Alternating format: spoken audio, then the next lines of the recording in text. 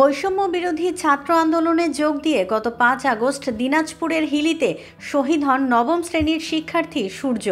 দুই ভাইয়ের মধ্যে তিনি ছিলেন বড়, তবে সূর্যকে নিয়ে সব আশা ভরসা ছিল তার মায়ের। অত্যন্ত দুঃখ ভরাক্রান্ত মন নিয়ে আমরা বলতে চাই, আমাদের ছাত্র আন্দোলনের অন্যতম সঙ্গী এবং সহযোগী সূর্য হত্যা মামলা আমরা সঠিক বিচার পাইনি। আমরা দেখতে পাচ্ছি যে আদালত এই অপরাধীদের ছেড়ে দিচ্ছে। গত 4 আগস্ট আমাদের যে আন্দোলন সংঘটিত হয়েছিল, আমরা সবাইকে স্টেশনে ডেকেছিলাম।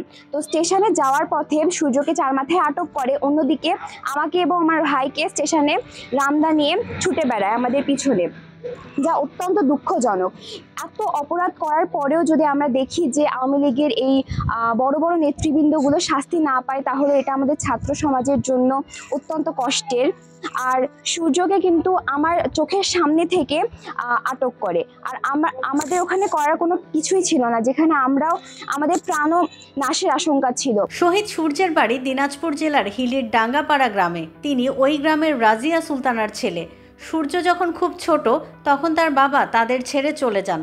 এরপর থেকে মা রাজিয়া সুলতানা স্থানীয় জুট মিলে কাজ করে সংসার চালান। Double million offer, Walton fridge কিনে পেতে পারেন 20 লক্ষ টাকা, রয়েছে কোটি কোটি টাকার নিশ্চিত উপহার। 4 আগস্ট সকালে সূর্য মায়ের কাছ থেকে বিদায় নিয়ে চলে যান বৈষম্য বিরোধী ছাত্র আন্দোলনে।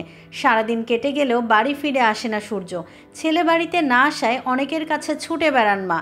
রাত হয়ে গেলেও খোঁজ পাচ্ছিলেন না ছেলের। পরদিন 5 আগস্ট মা রাজিয়া সুলতানা হিলি শহরের বিভিন্ন স্থানে ছেলেকে খুঁজে ফেরেন। কোথাও কোনো সন্ধান মেলেনি ছেলের। পরে রাত 10টার সময় খবর আসে পৌর মেয়রের বাড়ি থেকে সূর্যের পোড়া লাশ উদ্ধার করেছে ফায়ার সার্ভিস। মেয়রের বাড়ির আগুনে পুড়ে গেল মা সুলতানা রাজিয়ার স্বপ্ন, আশা আর বেঁচে থাকার শেষ সম্বলটুকু। চোখের পানি যেন নিত্যদিনের সঙ্গী হলো এই মায়ের। 7 তারিখে মনে করেন বৈকাল বেলার দিকে মিছিল একটা বের হয়েছিল। ওই মিছিলে গিয়েছে, যায় সখন থেকে আমরা বৈশাখী মিছিল, তো ওই মিছিলে গিয়েছে। যাওয়ার পরে থেকে আমি সন্ধ্যা নাচছে, সবাই মিছিল চিংড়া ফেংড়া সবাই এলো। আমি করছি আমার ছেলে, আর কেউ কেউ করছে আছে, কেউ কেউ করছে নাই। সখন থেকে আমি খুঁজে খুঁজে বেড়াচ্ছি, খুঁজে বেড়ে বেড়ে পরের দিনে আমি খোঁজাখুঁজি করেছি। করার পরে কোনো নাগাল পাইনি। না নাগাল পাওয়ার পরে পরের দিন 5 তারিখে সখন ওই মেয়রের বাসা ওখানে যায়, একজনা খবর দিলে ওখানে 2টা আছে, লাশ আছে। সখন আমরা আবার ওখানে গিয়েছি, যাই দেখি 2টা লাশ ওখানে পড়ে আছে। আমার বাবা তো খুবই ভালো ছিল,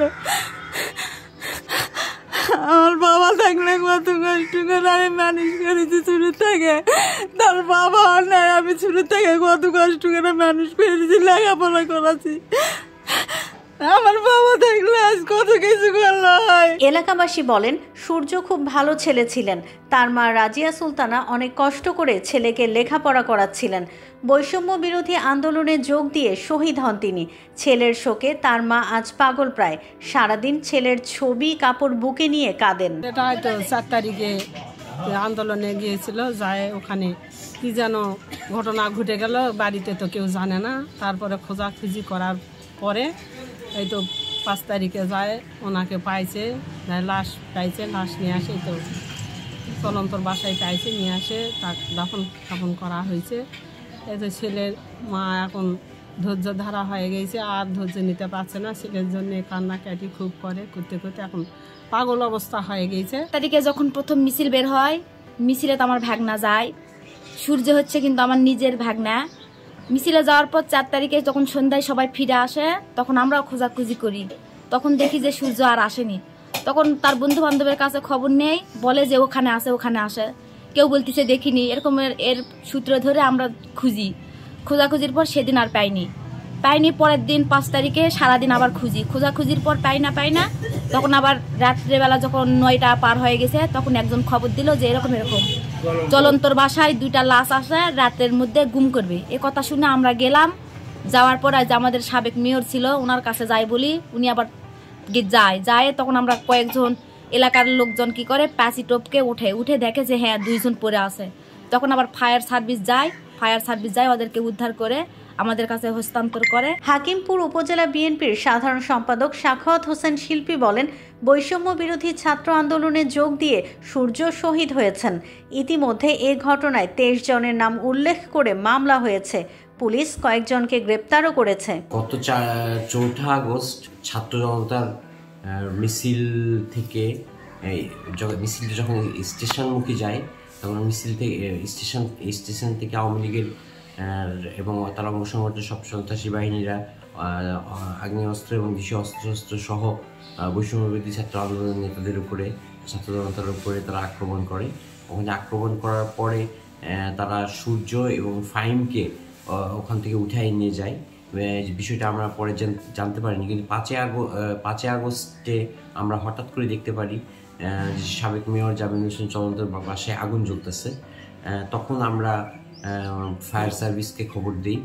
ফায়ার সার্ভিস এসে আগুন নেভানোর পরে তারা বাসার ভিতরে ঢুকে দেখে যে ফাহিম এবং সূর্যর পোড়া মৃতদেহ।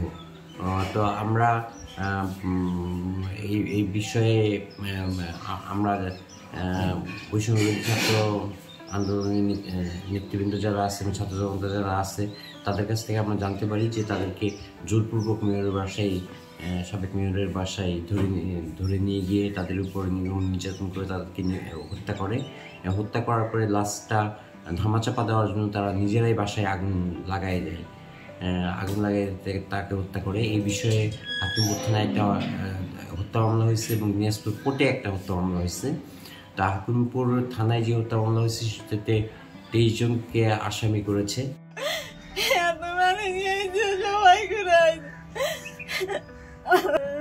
দিনাজপুর থেকে মুসলিম উদ্দিনের তথ্য ও ভিডিও নিয়ে রিপোর্ট risingBD.com।